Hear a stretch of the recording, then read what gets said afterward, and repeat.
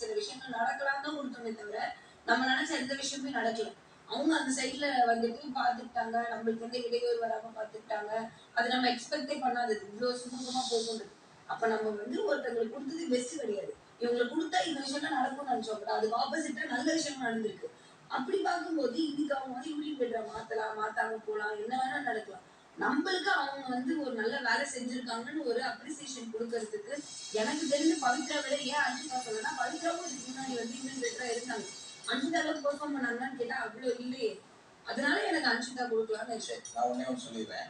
நம்ம தெளிவா ஒரு விஷயத்த புரிஞ்சுக்கணும்னு நினைக்கிறேன். இங்க பெஸ்ட் நம்ம ஒருத்தருக்கு கொடுத்து தங்கப்பதக்கத்தை சாத்தி அவரை உயர்வானவங்க சொல்ல போறது இல்லை.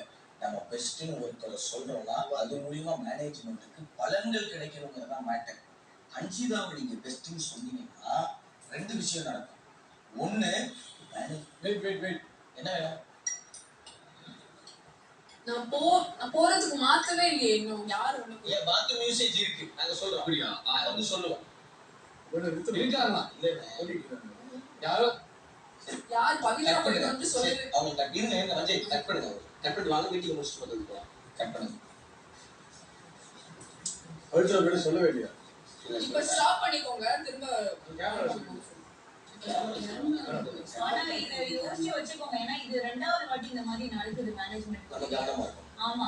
ஏன்னா இப்ப இத நோட்டீஸ் பண்ணி பண்ணாங்கன்னா அது வந்து அது நம்ம போறது இல்ல. அவங்க வந்து போயிட்டு வந்ததுக்கு அப்புறம் நம்ம கிட்ட ஒரு இன்ஃபர்மேஷன் கொடுத்துறணும். சொல்லிடலாம்.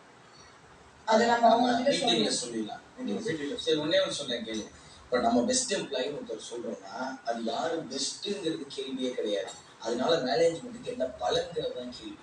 இப்போ யூனியன் லீடர் பெஸ்ட் எம்ப்ளாயின்னு சொல்றதுக்கான காரணம் என்னன்னா அவங்க மேனேஜ்மெண்ட் கூட நிறைய இடத்துல முரண்படலை, அவங்க மேனேஜ்மெண்ட் கூட உட்காந்து சண்டை போடலை, மேனேஜ்மெண்ட்டை ப்ரொவோக் பண்ணலை. அப்போ இப்படி ஒரு எக்ஸாம்பிளை செட் பண்ணி இது மாதிரி எல்லாரும் இருக்கணுங்கிறத கொண்டு வரப்போம். இன்னொன்று சொல்றேன், எனக்கு அண்ணன் இன்டர் சொன்னதுக்கு முன்னாடியே தெரியும் இப்படி ஒரு யூனியன் லீடர் இருந்தால் கண்டிப்பா யூனியன் லீடர் மாத்திர சண்டை வரும்.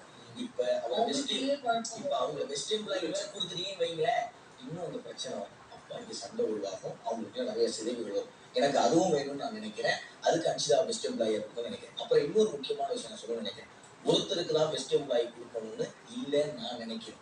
ஏன்னா இந்த டாஸ்க் இன்னைக்கு நாளைக்கு மட்டும்தான் இருக்கு. அப்படி ஒரு விஷயத்த எல்லாரும் எக்ஸ்பீரியன்ஸ் பண்ணட்டும்.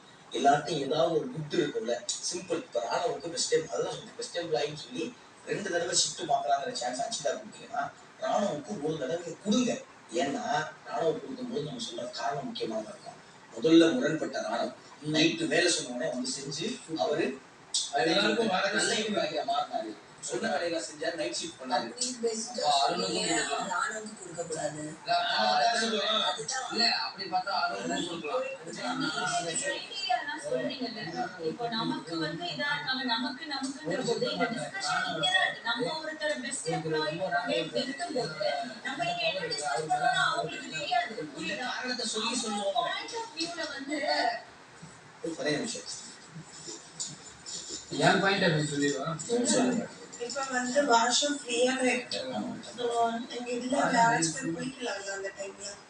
இல்லை நாங்கள் சொல்கிறோம், மேனேஜர்ஸ் குளிச்சதுக்கு அப்புறம் அவ்வளோதான் முடிஞ்சு பாருங்க. முடிச்சதுக்கு மேனேஜர்ஸ் நான் நைட்டே உங்ககிட்ட சொல்லியிருந்தேன் இல்லையா?